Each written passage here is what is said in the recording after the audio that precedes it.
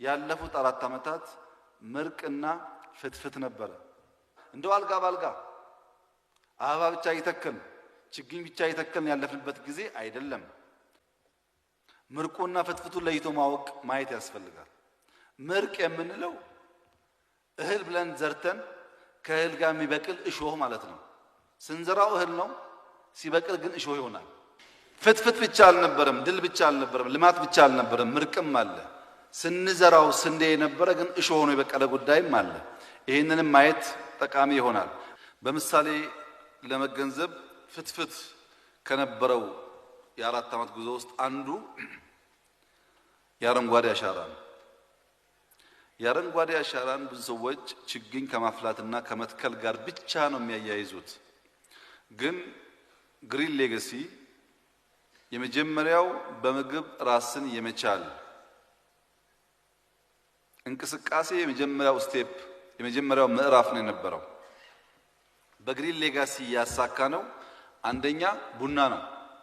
ቡና ባለፉት 4 ዓመታት ከ4 ቢሊዮን በላይ ችግኝ ተተክሏል። በጣም በርካታ ያረጁ ቡናዎች ተጎንድለዋል።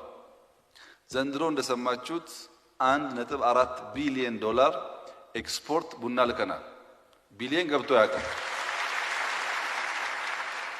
ይሄ የቡና ኤክስፖርት በሚቀጥሉት ዓመታት ይቀጥላል። የተከልናቸው የደረሱ ስለሚሄዱ ቡና ላይ ከፍተኛ የሆነ እመርታን የመጣው በንግዱም በምርቱም ይሄ ግሪን ሌጋሲ ውጤት።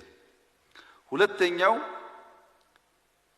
ማንጎ፣ አቮካዶ፣ ፓፓያ አካባቢ ላይ ታውቃላችሁ። ከዛ አካባቢ የመጣችሁ ሰዎች ሰፊ ስራ ተጀምሯል። ይሄ ስራ ማባዛቱ የራሱ የሆነ ፈተና ስላለበት ጊዜ የሚጠይቅ ቢሆንም ሲግኒፊካንት የሆነ እመርታ ያመጣንበት ነው። የግሪን ሌጋሲ አካል ነው። ሶስተኛው ስንዴ ነው። ስንዴ ለምንድን ነው ኢትዮጵያ ኢምፖርት የምታደርገው? በነገራችን ላይ ስንዴ ኢምፖርት እናደርግ ነበር የምንለው ለአባባል እንዲመቸን ነው እንጂ ስንዴ ሳይሆን ስንዴ መሳይ ነው ኢምፖርት የምናደርገው። ስንዴ አይደለም፣ የሞተ ነው። ከውጭ የሚገባው ስንዴ አይተከልም፣ አይበቅልም።